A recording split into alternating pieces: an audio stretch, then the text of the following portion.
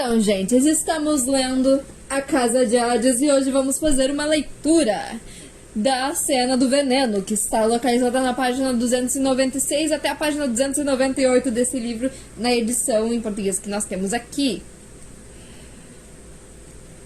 A deusa da miséria estava concentrada em Percy. O garoto tentou recuar outra vez. Infelizmente, estava cercado pelo ícor venenoso, que corroía o chão e fazia o ar arder. Percy se viu preso em uma ilha de poeira, não muito maior que um escudo.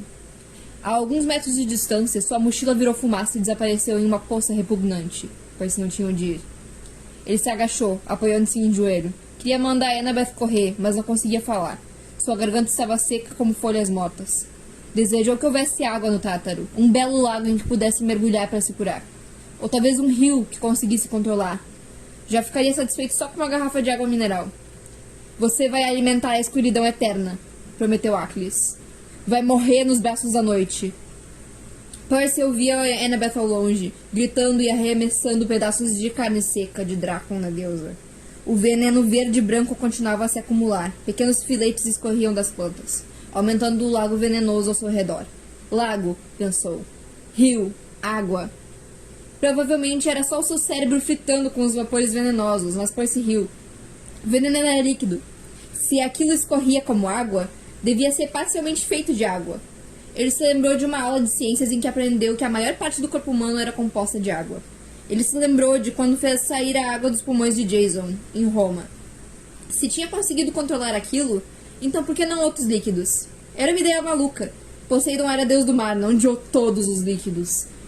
Entretanto, o Tártaro tinha suas próprias regras. O fogo era bebível, o chão era o corpo de um deus sombrio, o ar era ácido e semideuses podiam ser transformados em cadáveres de fumaça.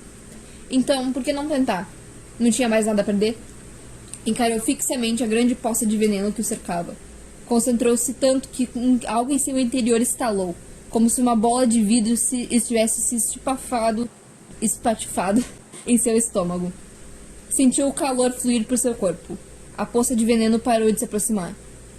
Os vapores foram soprados para longe dele, na direção da deusa. O lago de veneno fluiu na direção dela com pequenas ondas e marolas. Achilles gritou. O que é isso? Veneno. É sua especialidade, não? Ele se levantou. Ficou cada vez mais furioso, sentindo a raiva fervendo dentro de si. O veneno continuou a correr na direção da deusa, e os vapores começaram a fazê-la tossir. Os olhos dela lacrimejaram ainda mais. Ah, ótimo, pensou Percy. Mais água. Percy imaginou o nariz e a garganta dela se enchendo com as próprias lágrimas. Achilles não conseguia falar.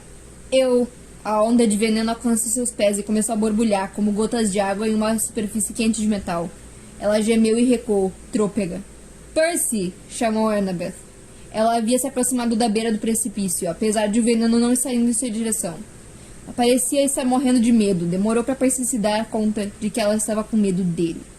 Pare! Suplicou ela com a voz rouca. Ele não queria parar. Queria sufocar aquela deusa. Queria vê-la se afogar no próprio veneno. Queria ver quanta miséria a deusa da miséria poderia aguentar. Percy, por favor! O rosto de Annabeth ainda estava pálido e cadavérico, mas seus olhos ainda eram os mesmos de sempre. A angústia neles fez a raiva de Percy desaparecer. Ele se virou para a deusa, fez a poça retroceder e escorrer pela beira do penhasco. Vá embora! Gritou ele.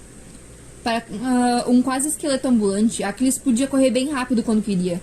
A deusa se afastou aos tropeços, caiu de cara e se levantou de novo, uivando enquanto corria até a escuridão da alma dentro. Assim que foi embora, as poças de veneno evaporaram, as plantas venenosas viraram pó e foram levadas pelo vento. Annabeth cambaleou na direção dele, parecia um cadáver envolto em névoa. Mas Percy sentiu seu choque quando ela agarrou os braços dele. Percy, por favor, não, nunca mais. A voz dela falhou. Algumas coisas não são feitas para serem controladas, por favor. Ele ainda se sentia poderoso, mas a raiva estava desaparecendo. O vidro estilhaçado dentro dele estava começando a perder o corte. Concordou. Tudo bem.